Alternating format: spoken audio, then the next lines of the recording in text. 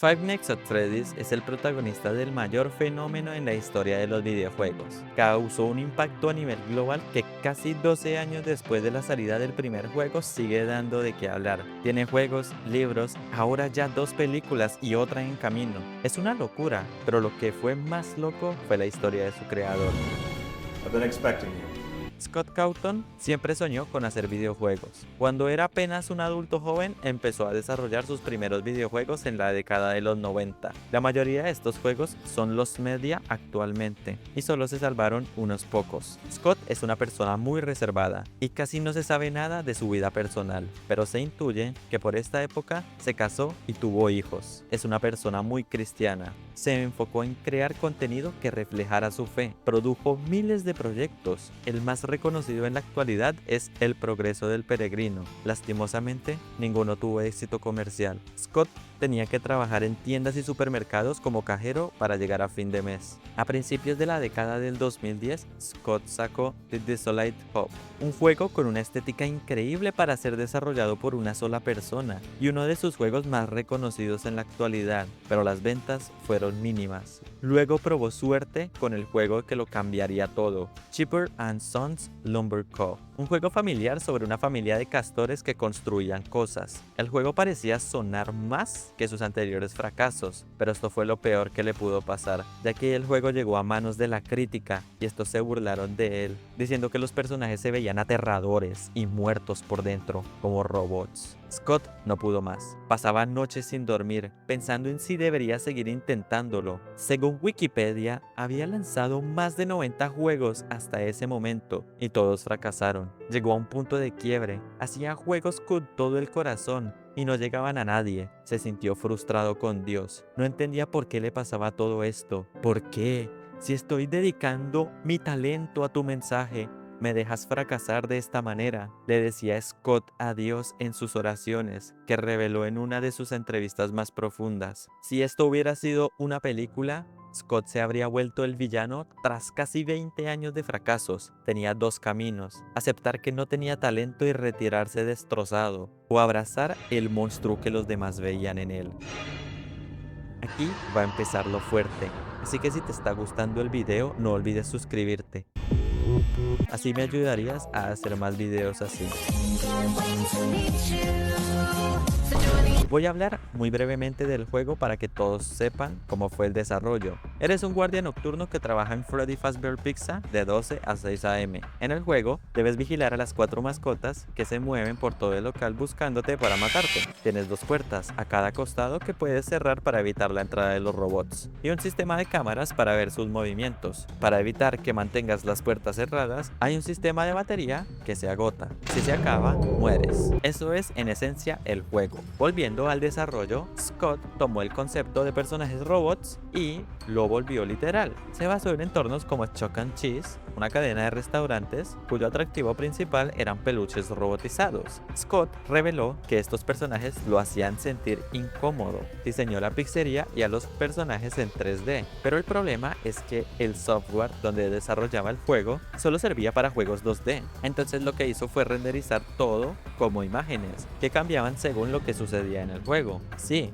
aunque no lo parezca, FNAF solo son imágenes moviéndose muy rápido. Scott diseñó a los personajes para que parecieran amigables, pero que tuvieran una mirada de muerto y movimientos muy robóticos. Como dato curioso, él reveló que modeló a Foxy mientras viajaba en auto a visitar a sus suegros, y por eso es que el modelo quedó destrozado. Él mismo afirma que tenía pesadillas con Bonnie. Soñó que él estaba afuera de su cuarto y cuando trataba de cerrar la puerta, la manija no se movía. Al sentir esto, se dio cuenta de que la falta de control era más aterradora que el monstruo en sí, y diseñó la mecánica de que cuando tardas mucho en cerrar la puerta, ya no puedes hacerlo.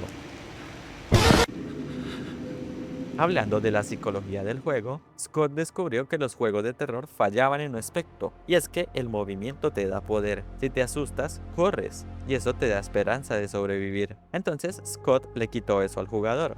estás sentado en una silla y debes usar el sistema de cámaras que puede fallar. Y hablando de las cámaras, el motivo por el cual no podemos ver a los robots caminando por las cámaras es porque el motor del juego se lo volvía casi imposible por lo limitado que era, y le habría tomado años hacerlo. Allí se le ocurrió, ¿y si se mueven cuando no los ves? Y así diseñó la mecánica donde los animatrónicos se teletransportan al cambiar de cámara, y terminó siendo el elemento más estresante del juego, el hecho de perder de vista a tu asesino. Scott echó toda la carne al asador. Esta era su última oportunidad de ser un éxito. Abrió una campaña en Kickstarter para recaudar dinero y desarrollar el juego más rápido. El título decía: ¿podrás sobrevivir al turno de noche vigilando a Freddy Bear y sus amigos? Y entre las recompensas estaban 5 fondos de pantalla para escritorio por $10, una copia anticipada del juego y los fondos de pantalla por $25, y ser un beta tester del juego con el privilegio de testear versiones semanales del juego por $50.